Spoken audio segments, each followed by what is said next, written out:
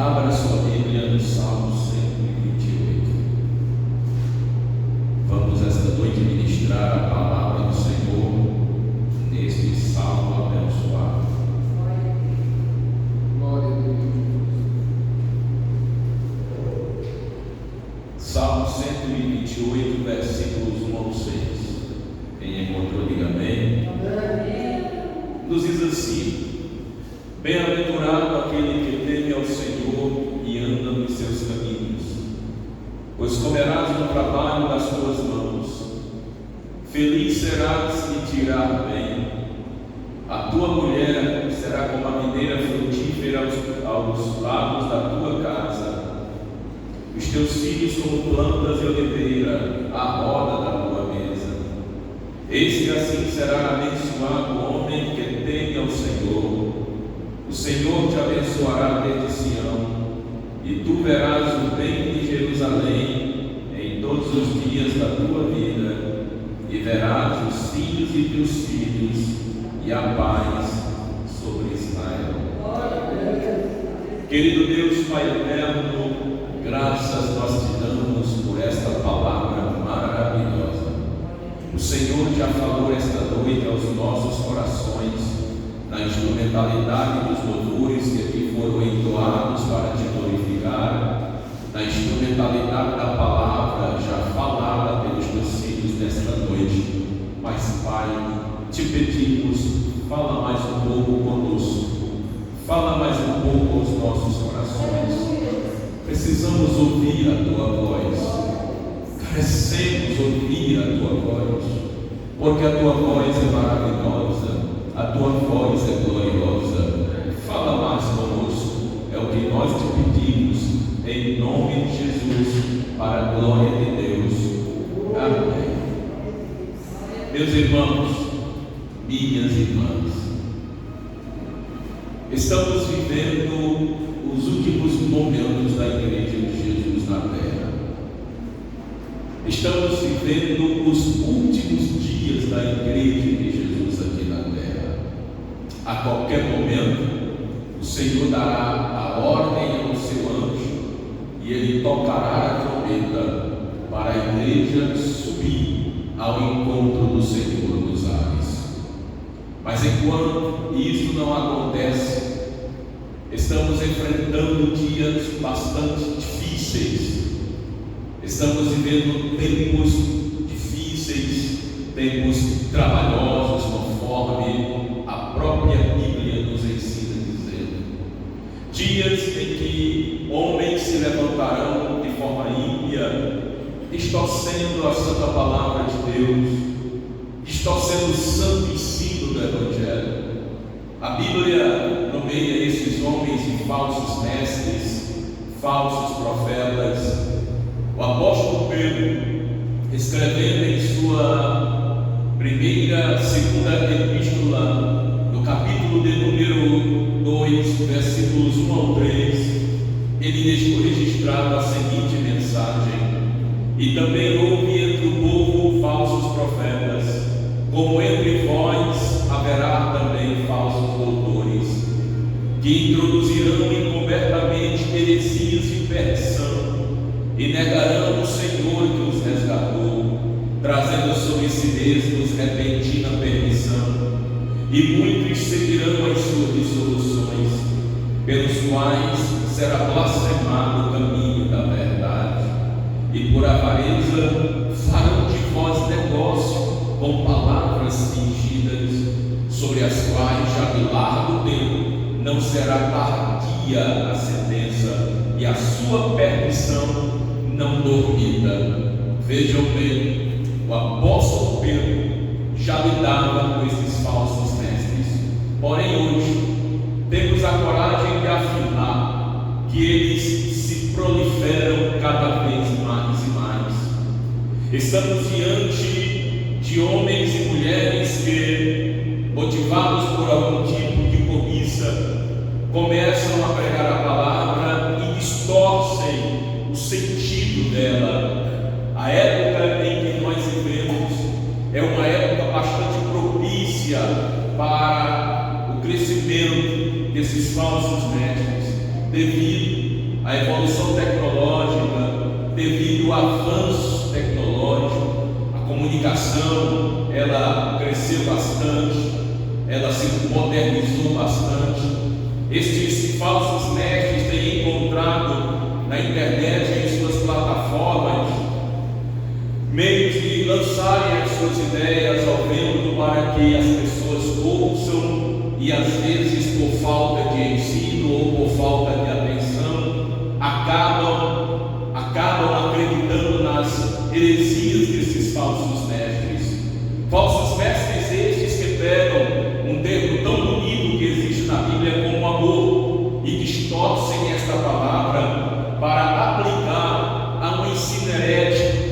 Ensino esse que homens com uma mentalidade encharcada de carnalidade e pecaminosidade ensinam que é o amor de uma pessoa para com a outra do mesmo sexo, como alguns movimentos que se dizem religiosos pegam o texto de Jonatas e Davi e usam o termo quando está escrito que Davi amou Jonatas com a força da sua alma. Então eles pegam esta expressão e dizem que aqui a Bíblia corrobora com o sentimento homoafetivo ou com o sentimento de uma pessoa para com a outra do mesmo sexo.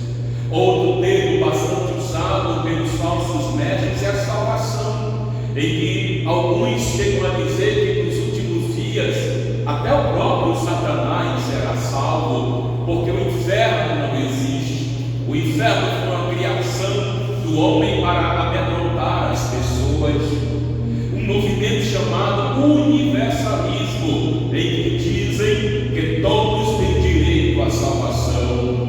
Eles pedem um termo tão bonito como salvação que distorcem desse jeito. Outro termo bastante usado por estes falsos mestres é o termo da prosperidade. Falsos mestres que pegam este tema e começam a ensinar que a verdadeira prosperidade é o resultado de uma barganha do homem para com Deus. Esse termo está tão usado, tão chacoalhado em nossos dias, que para alguns o termo prosperidade virou até um termo pejorativo. Mas a Bíblia nos ensina dizendo que por mais que o amor seja mal interpretado por movimentos religiosos, o amor continua sendo amor à luz da Bíblia.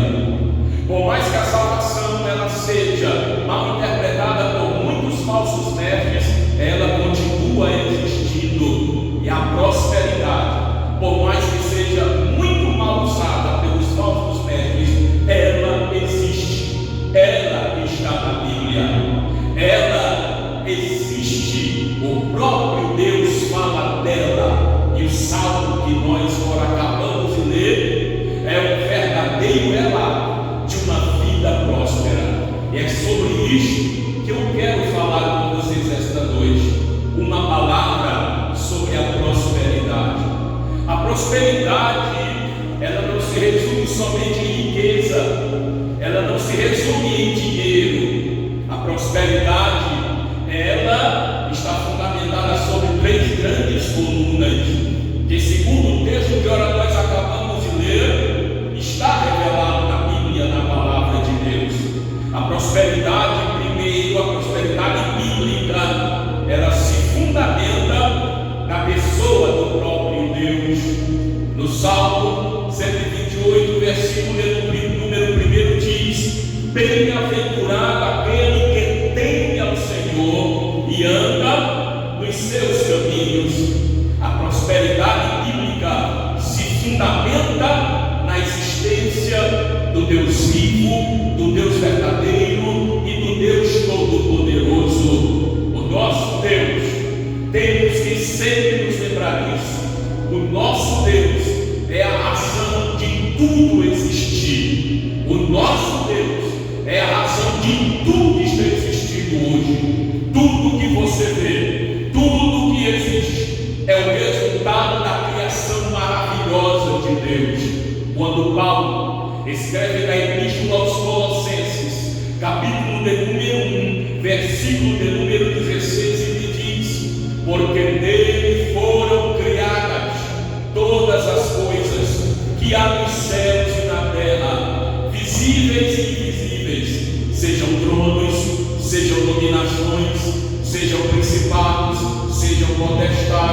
tudo foi criado por Ele e para Ele. Ora, o texto é claro em dizer que tudo que existe foi criado pelo grande Deus. As praias, os litorais lindos do nosso Brasil, de nosso país continental, quem criou não foi o diabo, foi o grande Deus. Haja vista, por mais que hoje em dia seja palco para espetáculo de nudez e pouca vergonha, foi Deus quem criou o grande litoral brasileiro e de todos os países costeiros.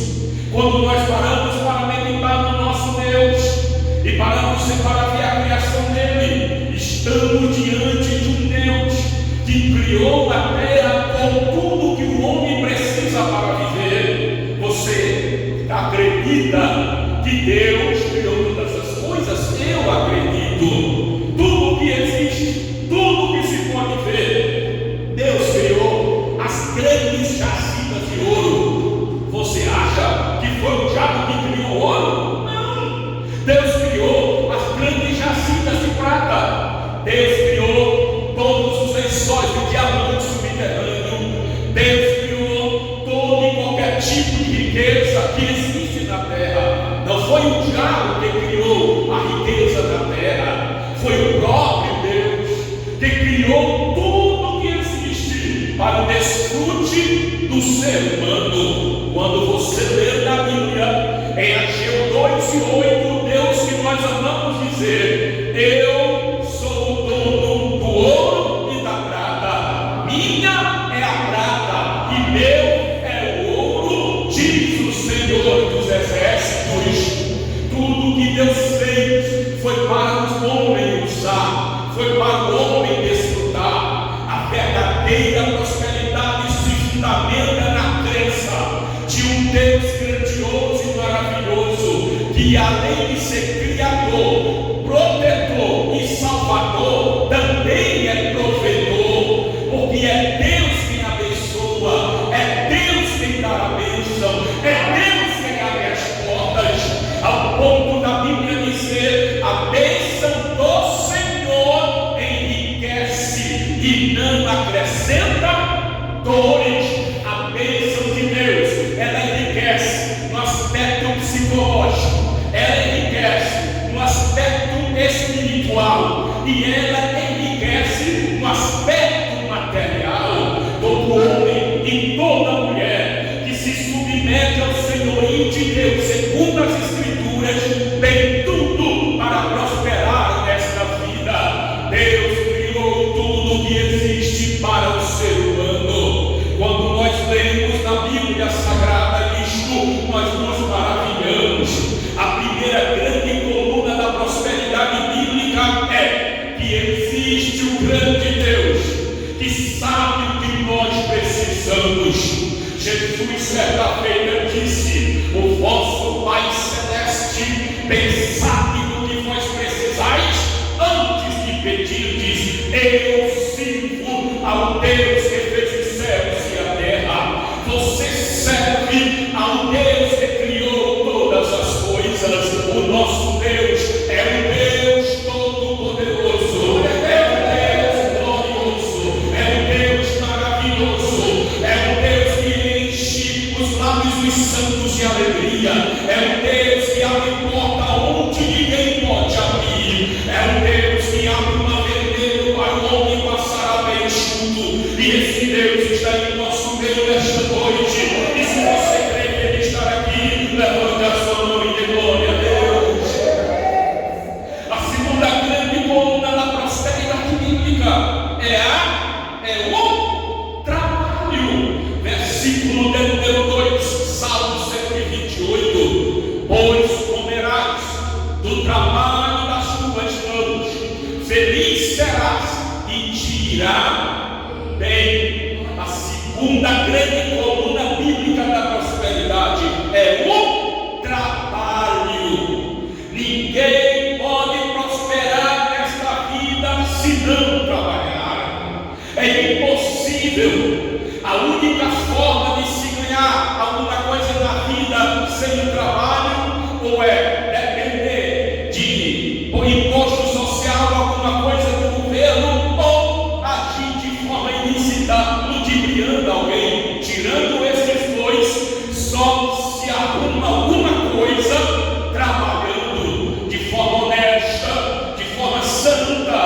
Deus, Ele criou o homem para trabalhar. Quando lemos em Gênesis 2:15, e encontramos o texto dizendo: e tomou o Senhor Deus o homem, e o pôs no jardim do Éden, para o lavrar e para o guardar. Eu louvo a Deus por esta verdade bíblica. O trabalho dignifica, o trabalho honra. Quando nós entendemos que estamos trabalhando com as nossas mãos para a glória de Deus, as coisas fluem para a glória do Deus que fez os céus e a terra. Eu sempre costumo dizer que todo homem trabalhador arruma as coisas, seja ele crente ou não. Só que com o crente tem uma diferença: ele, além de trabalhar, ainda tem sobre a vida dele a graça maravilhosa do Deus das causas impossíveis. Salomão, quando escreve em Eclesiastes, capítulo de número 5, versículo 18 e 19, ele diz: eis aqui o que eu vi, uma boa e bela coisa, comer e beber e gozar, cada um do bem de todo o seu trabalho, em que trabalhou debaixo do sol, todos os dias da sua vida, que Deus lhe deu, porque esta é a sua porção. E quanto ao homem, a quem Deus deu riquezas e fazenda, e lhe deu poder para delas comer e tomar a sua porção e gozar do seu trabalho, isso é dom de Deus. Veja, a Bíblia nos ensinando que o único lucro do ser humano é o lucro do trabalho dele. Não existe uma coisa mais gratificante do que um homem ou uma mulher viver do seu suor, independente de seja qual for a profissão, desde um vendedor de picolé até o mais próspero trabalhador da área da construção. Todos nós fomos criados para o trabalho, e Deus se agrada disso. E Deus, esta noite, me dá esta palavra maravilhosa para te dizer: continue do jeito que você está, trabalhe, porque Deus honra quem trabalha. Deus leva tão a sério o trabalho que Ele faz questão de exortar o homem no livro de Provérbios, dizendo: vai ter uma formiga, ó preguiçoso, olha para os seus caminhos e ser sábio, porque Ele usa a formiga. A formiga, ela trabalha o verão inteiro se preparando para o inverno. Tudo que nós fazemos hoje é para usufruirmos amanhã. Nunca se esqueça, o seu trabalho não é em vão. O que você está fazendo glorifica o seu Deus. Aleluia! Ninguém enrica sem trabalhar, ninguém prospera sem trabalhar, a não ser que acertar uma mega cena agora contigo. Mas à luz da Bíblia, nós temos o privilégio de comer o suor do nosso rosto e dizermos: o Senhor me deu o pão de cada dia, para que eu fique de pé adorando o Deus que fez os céus e a terra. Ele é o Deus que faz o homem e a mulher, que Deus que trabalham prosperar. Louvado seja Deus. E a terceira e última coluna da prosperidade bíblica é a família. Veja o que ele nos diz: a tua mulher será como a videira frutífera aos lados da tua casa, os teus filhos como bandas de oliveira à roda da tua mesa. Salmo 128, versículo de número 3. Vejam como a família é uma coluna fundamental da prosperidade. Ora, e começa fazendo alusão logo a quem? A mulher, a adjutora, aquela que agrega, aquela que coopera, aquela que ajuda, aquela que trabalha em equipe. E ele faz questão de dizer que ela é como videira frutífera. Minhas irmãs, meus irmãos, é simbólico essa questão aqui. A videira frutífera é aquela que dá muita uva. símbolo de alegria no Novo Testamento. Uma mulher, ela alegra a casa, a família dela. Uma mulher sábia, exemplificada em Provérbios 14:1, que diz: toda mulher sábia edifica a sua casa, mas a tola derriba com as suas próprias mãos. Veja o papel que uma mulher tem dentro da casa dela. Ela tem o papel de edificar, ela tem o papel de cooperar. Ela não só serve, não só educa os filhos, não só arruma o alimento para prover a necessidade da família, mas também ela leva alegria para dentro de casa. Quando o cônjuge chega cansado do trabalho, ela tem sempre uma palavra de alegria para dar a ele, ou é chamando ele de amor, ou é dizendo que estava com saudade dele, ou é dizendo que estava esperando por ele. Esta é a mulher que alegra a casa. Ela frutifica, ela dá frutos, ela é motivo de alegria para o marido.